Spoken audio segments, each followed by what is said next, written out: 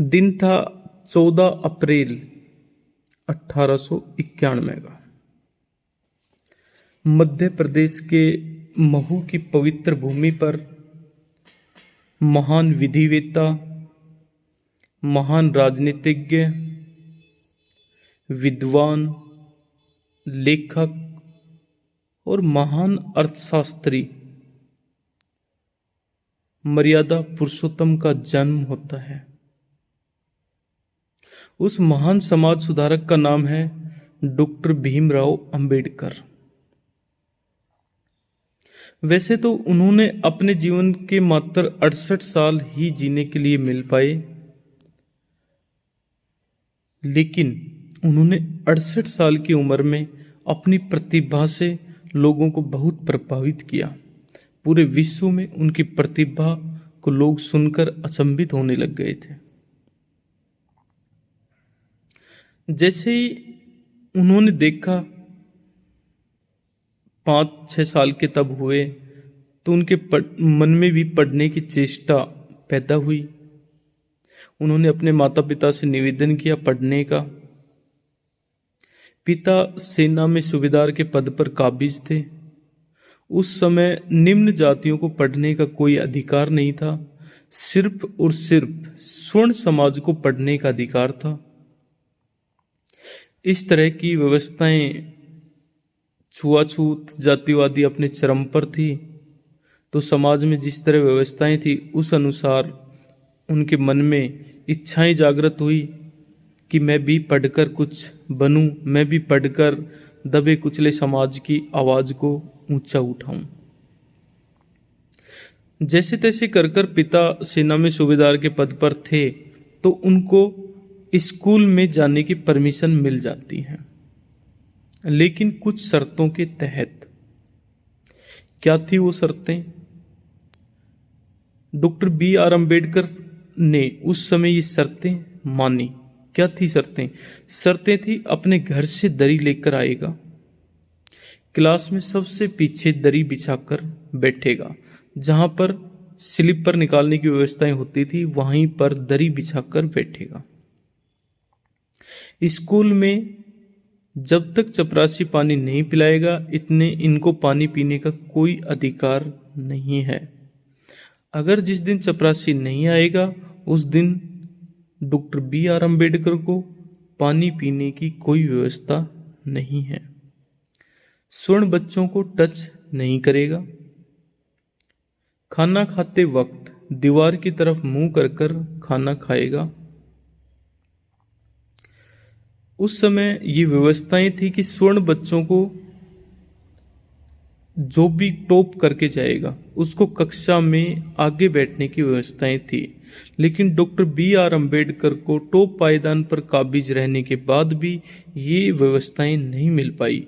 उन्हें कक्षा में बिल्कुल पीछे बैठने की व्यवस्थाएं ही मिल पाई। जैसे 1907 में वो मैट्रिक उत्तीर्ण करते हैं तो उनकी प्रतिभा से प्रभावित होकर उनके एक शिक्षक कृष्णमाचारी उनको गौतम बुद्ध की जीवनी भेंट करते हैं, जो उस समय उस शिक्षक ने खुद अपने हाथों से लिखी हुई थी।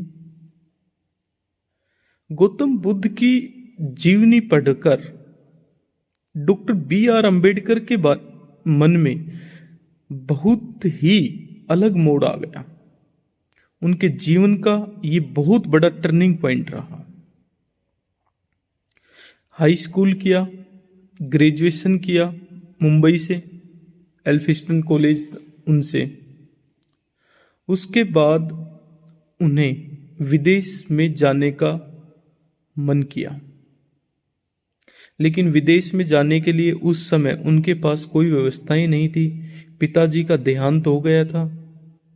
विदेश में जाने के लिए कोई पैसे नहीं थे।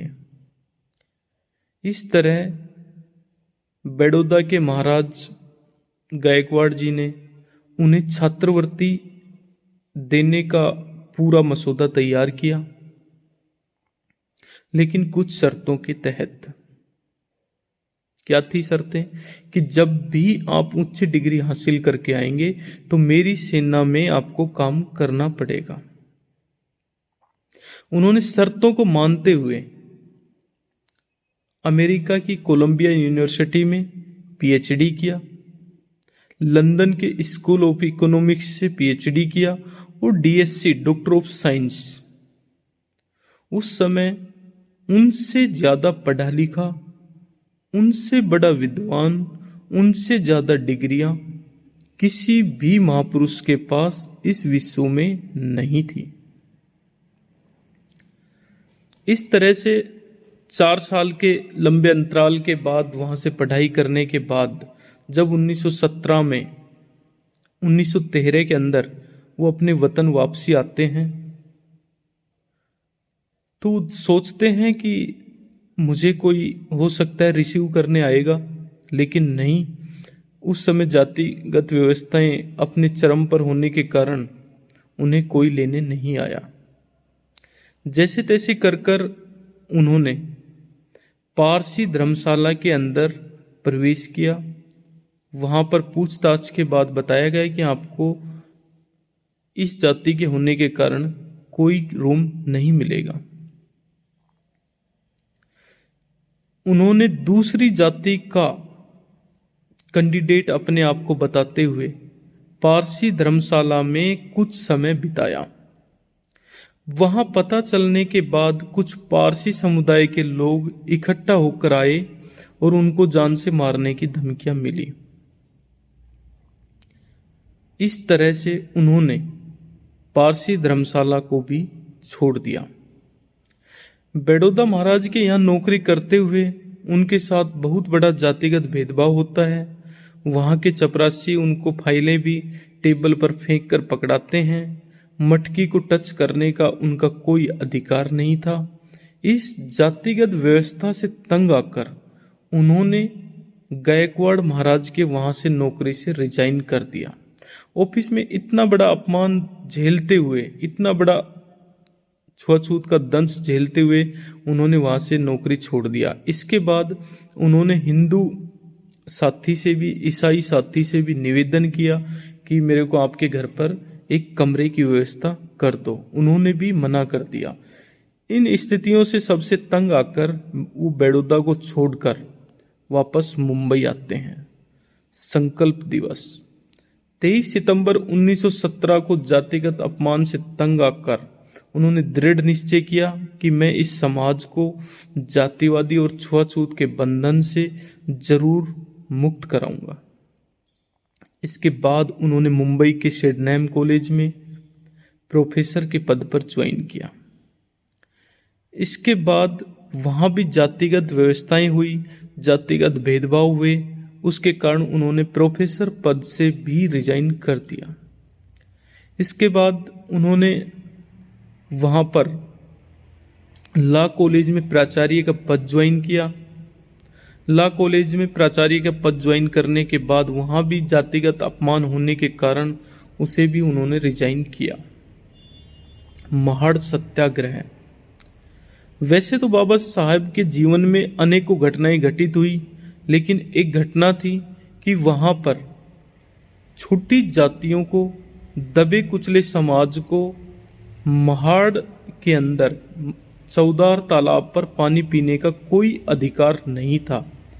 उन्होंने इसके लिए बहुत बड़ा आंदोलन किया और वहां पर चौदार तालाब पर हर आदमी को पानी पीने का अधिकार दिलाया। उन्होंने बहुत ही लंबी संघर्षशील कानूनी लड़ाइयाँ लड़ी और उनका पूरा का पूरा जीवन संघर्ष में बीता। उन्होंने 2 अखबार, मूक नायक और बहिष्कृत भारत नामक 2 अखबार प्रकाशित किए। इसमें दबे कुचले समाज की आवाज उठाई और उनको जागरूक किया। कालाराम मंदिर सत्याग्रह।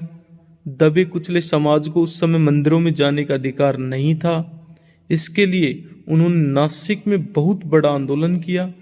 इसके बाद उन्हें मंदिरों में प्रवेश का अधिकार मिला। 1932 में पूना पैक्ट के माध्यम से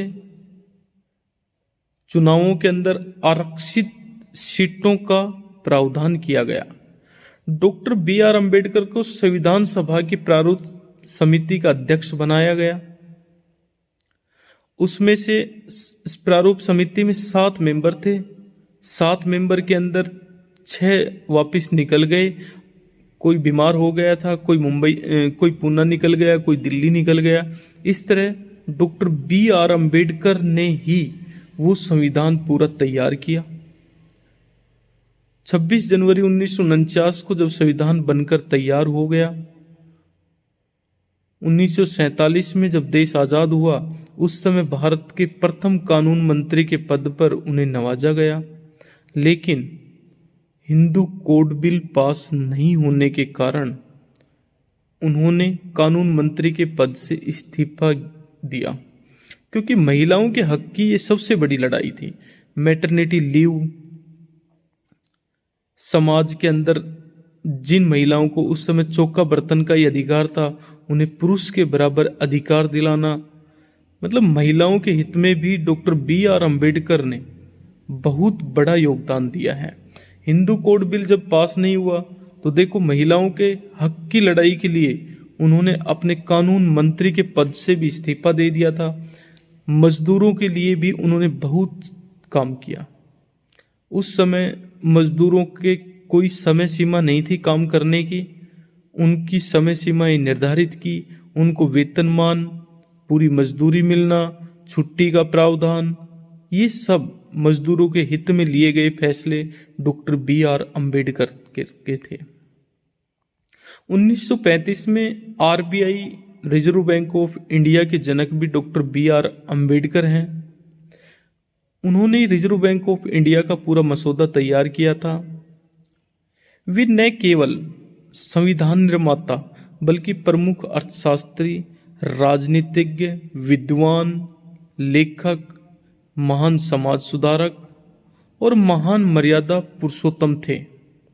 ऐसा नहीं है कि उन्होंने एक समाज की ही आवाज उठाई थी, उन्होंने हर समाज के लिए कार्य किया, हर दबे कुचले समाज के लिए कार्य किया, हर समाज की महिला के लिए कार्य किया। उनकी जो लेखनी थी, उस लेखनी के अंदर, उस लेखनी से जो वो लिख पाए, वहां पर हर लेखनी से उन्होंने न्याय की आवाज को लिखा। कहीं भी उन्होंने किसी समाज को अपमानित नहीं किया। पूरे विश्व में ये देखा गया कि उन्होंने जो लिखा वो वास्तव में न्यायिक लिखा। इस तरह से पूरा जीवन संघर्ष में बिताते हुए मात्र 68 वर्ष की उम्र में उनका देहांत हो जाता है।